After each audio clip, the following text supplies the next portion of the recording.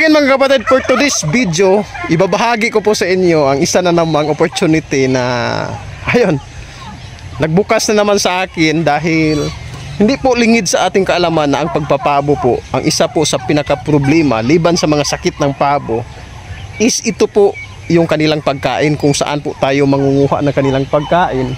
Dahil isa po talaga yan sa problema. Napakalakas pong kumain ng ating mga alagang pabo. Ngunit kung hindi naman sapat yung mga nutrients na kanilang nakukuha, useless rin dahil nagkakasakit po sila. So nasa pagkain po talaga yung pinakasikreto para mag-success po yung ating pagpapabo. At ito po, samahan nyo ba ako? Here we go, let's go!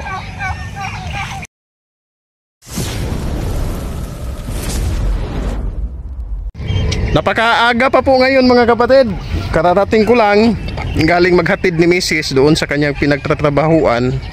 Tapos ito na po yung aking mga ilang alagang pabo. Ilan pa lang talaga ito, ngunit malaki na po yung food consuming nila. So ito po, mga mahigit sa isang buwan ko na po itong ginagawa, na naghahalo na po ako ng ganitong pagkain. Ayan, once a week lamang po akong nakakakuha ng ganito. Ito po yung mga ritaso ng pagpaprasis. Oh, mainit-init pa eh. Mainit pa. Ritaso po ito mga kapatid sa pagprasis ng mga biplop. Ayan. So tinatapon po ito at sa kabutihang palad, sa awa tulong ng Diyos, is nagkaroon po ako ng chance na sa isang linggo makakakuha po ako ng ganito. So hindi po talaga magsasawa yung aking mga alagang pabo dahil once a week lang po ito. Kung nakikita nyo, ayan, so binibigyan ko lang sila ng kaunting halaga para makakuha po ako ng ganyan. Tamang tama po, para yung aking mga pabo is parang excited po silang lagi na kumain sa mga pagkain na ibinibigay ko sa kanila. Ito, existing na po itong mga gulay, landang prutas, taho, bagaso.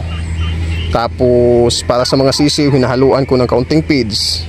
Ayan, existing na po yan. Ito lang yung bago mga kapatid. Nasa isang buwan pa mahigit, nasa isang linggo ay kumukuha po ako ng ganito. Sobrang takaw nila sa pagkain mga kapatid pag naihahalo ko na ito. Ayan, pinapadaan ko isang bisis ito sa sheeder. Pag lumabas na ito sa sheeder, wala na, pinong-pino na. Tapos sarap na sarap at takam na takam yung aking mga alagang pabo. Ayan, ayon sa source ko po nito is galing po ito sa conveyor ng mga gumagawa ng biplop. So sa tingin ko naman, napakaganda sa epekto ng pabo nito. Siguro high protein siguro ito. Hindi ko lang alam kung anong komposisyon ng mga vitamins and mineral na nandito. Pero once sumahalo po ako ng ganito sa pagkain ng aking mga alagang pabo, sobrang takam na takam po sila mga kapatid. Talagang sinisino po talaga nila. Mapasisi o yung mga malalaking pabo ko na po. So sa ngayon, maulan po dito sa amin kagabi. Sa ngayon rin makulimlim eh. Ayan yung ulap oh, dito sa aking pabuhan. So ipapasilip ko na lamang po sa inyo kung gaano kadami na itong pinapakain ko sa ngayon. So ito po sila. Ito po yung mga halo na po ito, breeder, at saka yung mga 4 months old maigit na mga dumalaga at binatil yung pabo. Ayan, naghalo-halo po ito. Ito po sila.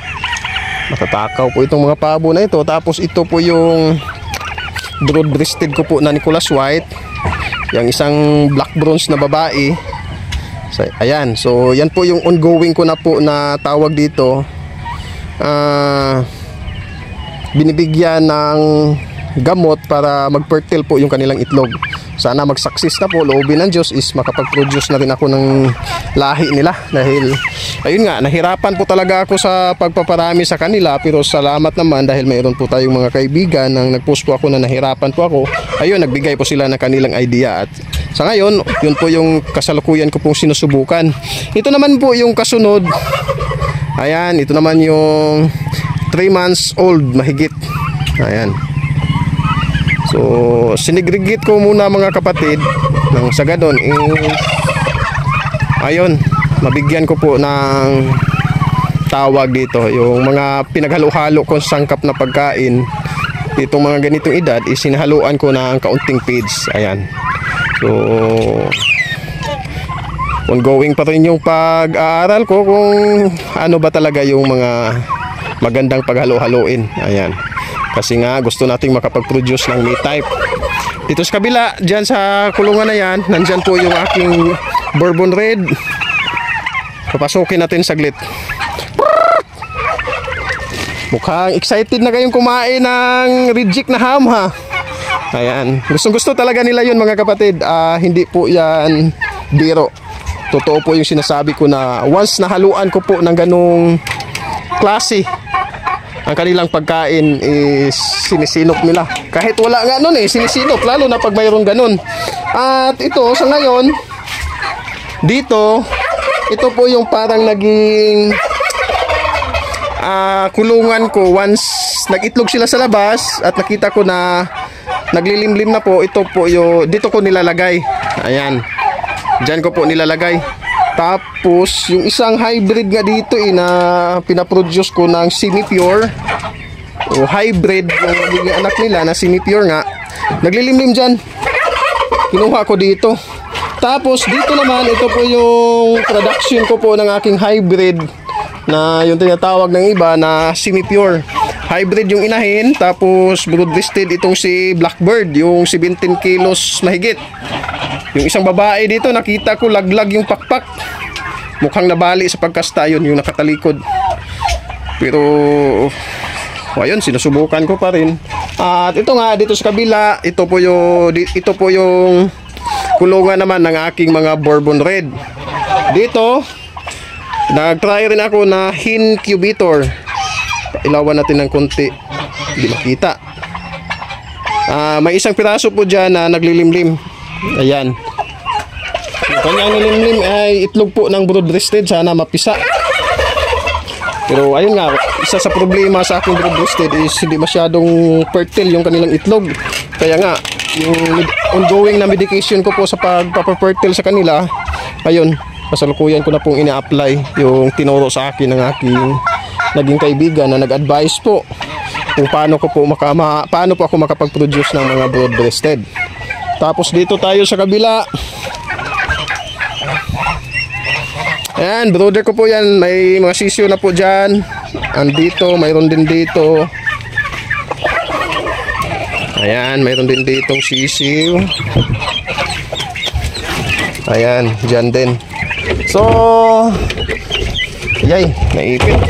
Dito naman is ito po yung prototype ko po na simento na po yung baba. Hindi ko pa nalinis Ayan, may dumi na po sa ilalim. So wawalisin ko na lang yan, ilalagay sa sako tapos hugasan ng tubig. Goods na yan. May available din ako ditong gansa, mga kapatid. Dalawang pares po ito. Gansa. Tapos dito naman sa kabila is kukunin na itong tatlong white Nicolas dito. Ito po yung pinakaunang palabas ko ng broad-breasted. Yan tatlo, may nagmamayari na po niyan. Tapos itong dalawa, babait lalaki po yan, semi-pure po yan. So yun po yung tinatawag ko dito na hybrid sa ngayon. Yung papa si Blackbird, tapos hybrid yung mama.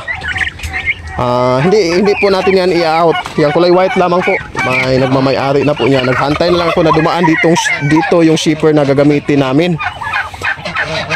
Ayan. Tapos dito po sila nangingitlog pala, mga kapatid. Ito po yung kanilang iniitlogan. Diyan po sila. Kinukulikta ko na lang tuwing hapon.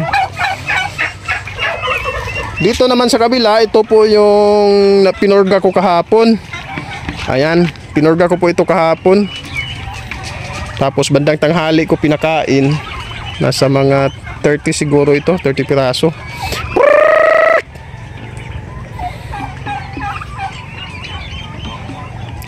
Yan po yung kanilang dapuan.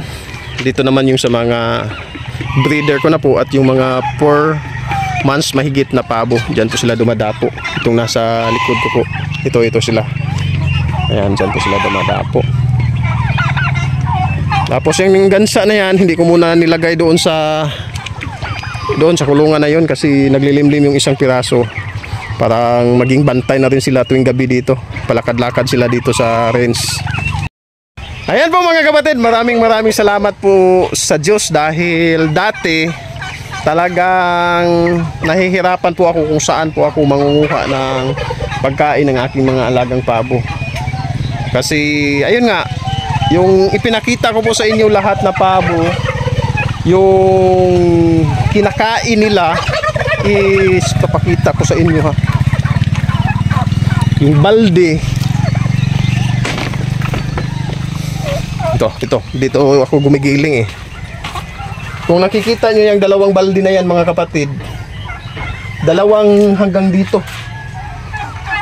Ayan, dito at ito isa naman. Kumbaga hanggang dito mga kapatid, hanggang dito. So, yan na po ang kailangan kong i-provide sa pagkakataong ito na nakikita ko po na satisfied po yung aking mga alagang pabo. Kumbaga, kikita ko pong busog po talaga sila. So, pag dumami, siguro madadagdagan pa yan. Pero, salamat sa Diyos dahil parang, ayan, awa tulong ng Diyos talaga is, ayun, kusa ko na lamang po, parang kusa na lamang pong dumarating yung mga pagkakataon na may nakukuha na po akong mga pagkain na matatawag natin na semi-organic. Ayan, mga gulay, tapal ng taho, ayun, tapos ito yung pinakabago talaga, ham. Social yung panghalo ng pagkain ng aking mga alagang pabo. Basta pag naihalo ko tayo nung una, parang tawag ito, nag-aalangan ako na kakain kaya yung pabo nito. Ayan eh. Parang bagong luto talaga yung amoy. Mainit pa po siya talaga mga kapatid. Ayan. Ito po talaga yung sinasabi sa akin ng kaibigan ko po na kinukunan ko po nito na mainit pa po.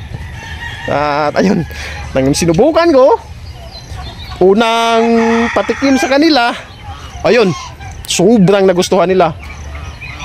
Dalawang balde kasi yung unang napatikim ko. Isang balde sa umaga, hinalo ko doon sa pinagmikos-mikos, pinaghalo-halo kong mga sangkap. Sa hapon, ganun rin. Tapos sa susunod na linggo, isang araw naman, ganun. Ano yun, pangatlo, pangapat hanggang sa ngayon, ito na. Parang nakita ko na isa po sa magandang panghalo sa pagkain ng aking mga alagang pabo na hindi ko lang araw-arawin. Kumbaga sa isang linggo, isang bisis. At ayun. So sana po nakabigay ito ng kaunting impormasyon mga kapatid. Tuloy lamang po tayo mga kapatid kung ano po yung wala sa atin dyan sa inyong mga area. Sakali man nag-aalaga na po kayo ng pabo, tuloy lang dahil alam ko po kung itutuloy natin yan, may mga opportunity po na kusa na lang nating magtataka na lang tayo. Sana dati ko pa lang ito nalaman. Pero ganun talaga eh. Hindi talaga natin yan makikita kung hindi natin tawag ito madadaanan. Pero ganun man, awat tulong ng Diyos lang talaga mga kapatid. So sana po nakabigay ito ng kaunting impormasyon doon sa mga nagsisimula pa lamang po sa pag-aalaga ng pabo. Laban lang mga kapatid. Kaya natin to sa awa tulong ng Diyos. Bago nga pala mga kapatid, paki-like and share na lamang po at follow sa aking account. Nang sa ganon, baka isa po kayo sa mapalad na mapagkalooban po natin ng pares na pabo kung gusto nyo pong mag-alaga ng pabo. So hanggang dito na lang, lagi nyo pong tandaan ang paggawa ng mabuti ay di nagbubuga ng masama. See you on my next vlog. Bye bye.